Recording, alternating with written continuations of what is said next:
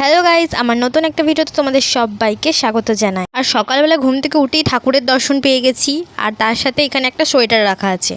আমাদের বাড়ির পাশে একজনা ওরা একটু দূরে বেড়াতে গেছিলো, তো সেখান থেকে এই জিনিসগুলো নিয়ে এসেছে। তার মধ্যে প্রসাদটাও একটু দিয়েছে। মা বলছিল নাকি কৌটোটা আগে আরও বড় ছিল, এখন জানি না, ছোট করে দিয়েছে হয়তো।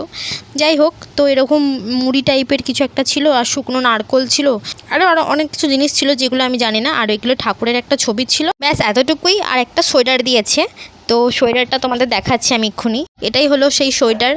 যাই হোক, তো চলো এবারে তোমাদের সোয়েটারটা ভালো করে দেখিয়ে দিই। দেখিয়ে দেওয়ার পর আমারও অনেক কাজ আছে, তো তোমাদেরকেও সেগুলো দেখাবো। চলো দেখতে থাকো। হ্যালো গাইস, তোমরা এখন কি করছো আমাকে কিন্তু অবশ্যই জানিও। আজকে কালী পুজো, আর আমাদের বাড়ির সামনে পুজো হয়, জানি না এবারে কেন মানে একদম ছোটোর মধ্যে করেছে, মানে প্যান্ডেলও ভালোভাবে করেনি, ওপরে শুধু একটা তিরপল টাঙিয়ে দিয়েছে। যাই হোক, তো পুজোই হয়, সে যেমনভাবেই হোক না কেন। তো আমি সারা দুপুর ধরে একটা কাজ করেছি। A few moments later. এই যে মেহেন্দি, উল্টো পদ্ম লাগছে তোমাদের, এরকমই করেছি আমি। জানি না, আমার যেরকম মনে হলো করলাম, সবাই সবার রকম হচ্ছে। বাপরে। আর এই দিকের হাতেও করেছি। কেমন লাগছে বলো, এটা প্রদীপের মতো করেছি, কেমন লাগছে জানিও আমাকে কিন্তু। যদিও মেহেন্দিটা তোমাদের আমি আরেকবার দেখাবো ভালো করে, তো এখন আপাতত এরকমভাবে দেখো।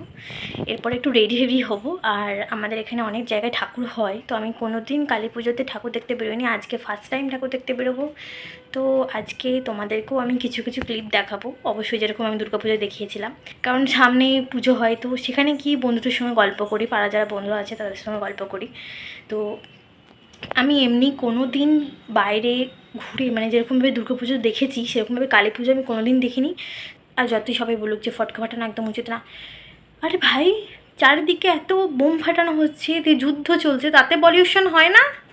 এই একটুখানি ফটকা ফাটালেই পলিউশন হয়ে যায়? এইগুলো সব ফালতু কথা, আমার একদমই মনে হয় না। তোমাদের যদি মনে হয় ফটকা ফাটিও, কিন্তু পরিবেশটার দিকেও খেয়াল রাখতে হবে অবশ্যই। সেটা আমি একটু রেডি হই, মেহেন্দিটা তুলি, আর মেহেন্দিটা তোমাদের এখন দেখাচ্ছি। আর মেহেন্দি তুলে একদম রেডি হয়ে তোমাদের সামনে আসবো। আর মা কতগুলো মোমবাতি কিনে এনেছে, মোমবাতি বলছি সরি, প্রদীপ কিনে এনেছে। আর প্রদীপগুলো দারুণ দেখতে, ওগুলোর আমি একটাও ভিডিও করিনি, সেগুলো তোমাদেরকে ভিডিও করে দেখাবো। তো চলো আসি, আগে মেহেন্দিটা দেখিয়ে নিই তোমাদেরকে, তারপরে এরকম করো। এই মেহেন্দিটা যেমন তোমাদের আমি একটু আগেই বললাম যে সারা দুপুর ধরে করেছি, কারণ এটা একটু আমার কাছে যেহেতু নতুনত্ব, দীপাবলি যেহেতু, তো তার কারণে আমি এই মেহেন্দিটার নতুনত্বের মধ্যে করতে চেয়েছিলাম। তো এই জন্য আরও বেশি দেরি হয়েছে। যদি একই রকম ডিজাইন করতাম তাহলে তাড়াতাড়ি হয়ে যেত। দেখতেই পাচ্ছ আমি রেডি হয়ে চলে এসেছি। আর আমার সাজটা তোমাদের কেমন লাগছে আমাকে অবশ্যই জানিও। আমি বেশি কিচ্ছু সাজিনি, শুধু অল্প একটু টাচ আপ করেছিলাম, মানে নো মেকআপ লুক টাইপের যেরকম সবাই বলে থাকে সেরকমই করেছিলাম। তাছাড়া আমি একটু মানে বেশিও মেকআপ করিনি, একটু কমও মেকআপ করিনি, একদম সিম্পল যেটাকে বলে, দেখেই বুঝতে পারছো আমি বেশি হেভি মেকআপ করিনি।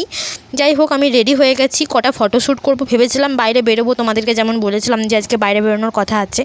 তো আজকে আর বাইরে বেরোতে পারছি না, কারণ আমি ওই জামা কাপড় পরে মানে নর্মালি মেকআপ করে প্রচুর আমার দেরি হয়ে গেছিলো, প্রায় 7টা, 7:30, 8টার দিক করে যাচ্ছিলো। তো আমি অত রাতেরবেলা বাইরে বেরোবো না, আমার নিজেরই ইচ্ছে নেই অত রাতেরবেলা বাইরে বেরোনোর। তো যাই হোক, আমি ওই জন্য রেডি হয়ে ভেবেছিলাম একটু বাইরে বেরোবো, যেমনটা তোমাদের আমি একটু আগেই বলেছিলাম।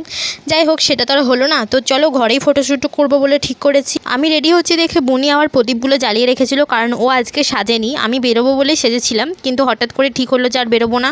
যাই হোক, সেই জন্য সাজটা তো এভাবে নষ্ট করতে পারি না। আর মেহেন্দিটা কেমন হয়েছে তোমরা আমাকে অবশ্যই জানিও। আর পেছন দিকটা তো একদম পুরো বোঝাই যাচ্ছে না। যাই হোক, প্রদীপের থালাটা এতটাই বড় যে আমার তুলতেই 5 মিনিট লেগে গেল। যাই হোক, আমি প্রদীপের থালাটা রেডি করছিলাম, তো রেডি করা আমার কমপ্লিট হয়ে গেছে। চলো এবারে রেখে দিই, আর রেখে দিয়ে আমি এবারে বারান্দায় নিয়ে যাবো, বারান্দায় নিয়ে গিয়ে ফটোশ্যুট করবো। আর এত গরম ছিল যে সেই টাইমে পুরো ঘেমে চান করে যাচ্ছি, তার মধ্যে আবার ফ্যানও চালাতে পারিনি, মানে এতটাই গরম করছিল। দেখতেই পাচ্ছ আমি প্রদীপগুলো নিয়ে একদম বারান্দাতে চলে এসেছি। আর আমাদের বারান্দার লাইটগুলো কীরকম লাগানো হয়েছে তোমাদেরকে দেখাবো, তার আগে তোমরা প্রদীপটা দেখো কতটা সুন্দর দেখতে লাগছে প্রদীপটা। যাই হোক, এবার বারান্দাটা দেখো, বারান্দাটা তো পুরো নীল কালারের টুনি লাইট লাগানো হয়েছিল, আর এত সুন্দর লাগছিল কি বলবো তোমাদেরকে। যাই হোক, তো চলো এবার আমি একটু ফটোশ্যুট করে নিই। তার আগে একটু আমি তোমাদের ভিডিও করে দেখাচ্ছি। জায়গাটা একদম পুরো বেগুনি কালারের হয়ে গেছিলো, আর এই কালারটা তো অবভিয়াসলি আমার ফেভারিট। সবাইকে জানাই হ্যাপি দিওয়ালি। তো চলো এবারে আমি এই প্রদীপের আলো একটু কটা ফটো তুলে নিই অ্যাস্থেটিক টাইপের, আর তোমাদের সাথে সেটা অবশ্যই আমি শেয়ার করব। তো আর এই কালারটা তো আমার এতটাই ভালো লাগছিলো, প্রদীপের হলুদ কালারটা, তার মধ্যে নীল কালার, বেগুনি কালার, একদম পুরো মানে ভরে গেছে আমাদের একদম ব্যালকানিটা। আর তো চলো আপাতত তোমাদের আমি ফটোগুলো শেয়ার করি একসাথে। এই ফটোগুলো তোমাদের কেমন লাগলো আমাকে কিন্তু কমেন্ট করতে একদম ভুলো না। আর হ্যাঁ, এর মধ্যে কিছু কিছু পিকচার আমার বোনের ফোন থেকে তোলা, আর কিছু কিছু আমার ফোন থেকে তোলা। আমাদের বাড়ির সামনে যে পুজোটা হয় সেই পুজোটার কথা আমি তোমাদেরকে সকালবেলাতেই বলেছিলাম, আর সেই পুজোটাই এখন হচ্ছে বলে আমি এখানকার মিউট করে রেখেছি ভিডিওটা। যাই হোক, তোমরা হয়তো ভাবছো যে আমার বারান্দাটা শুধুমাত্র সাজানো আছে, একদমই না, সেটা আমার বাড়িটাও সাজানো আছে। চলো তোমাদেরকে নিচে গিয়ে বাড়িটা দেখাই আগে। আমাদের এই বাড়িটা দেখো আমি আর আমার বোনি মিলে সাজিয়েছি, কেমন লাগছে আমাকে অবশ্যই কমেন্ট করে জানিও। আর এই যে বারান্দার দেখো নীল লাইটটা লাগানো আছে, দুটো নীল লাইট একসাথে লাগানো আছে বলেই মনে হচ্ছে গোটা একদম বারান্দাটা পুরো নীল হয়ে গেছে। তোমরা হয়তো ফোন থেকে দেখছো বলে অতটা বোঝা যাচ্ছে না, কিন্তু বাড়িটা সামনে থেকে দারুণ দেখতে লাগছিল। আজকে কালী পুজো, আর সেখানে বাজি পোড়ানো হবে না সেটা তো হতেই পারে না। আর জিজু আমাদের জন্য একদম এক ব্যাগ বাজি এনেছিল, তো চলো বাজিগুলো পোড়ানো যাক।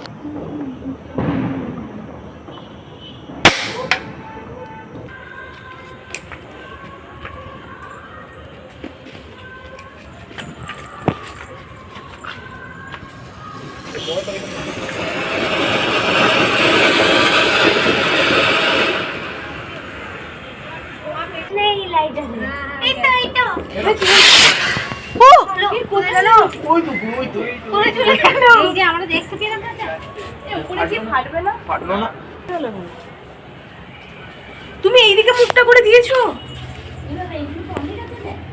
কটা আছে ওখানে? সবগুলো আছে একসাথে? একটা ফাটলো না, এদিকে ব্যাকে চলে আসবে। ধানিগুলো কেন জানি না আমার তখন ফটকা ফাটাতে খুব ভয় লাগছিল বলে আমি এই ফটকাগুলো ফাটাচ্ছিলাম।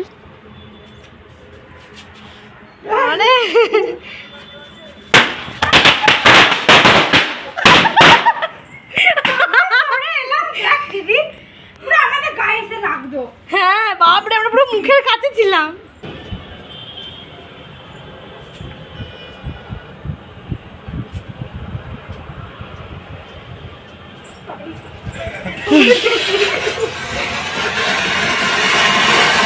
এটা অনেক সময়।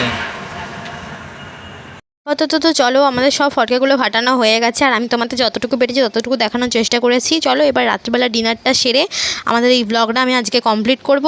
রাতের বেলা ডিনারে কি আছে তোমরা তো দেখতেই পাচ্ছ, আজকে একদম স্পেশাল মেনু হয়েছে বাড়িতে।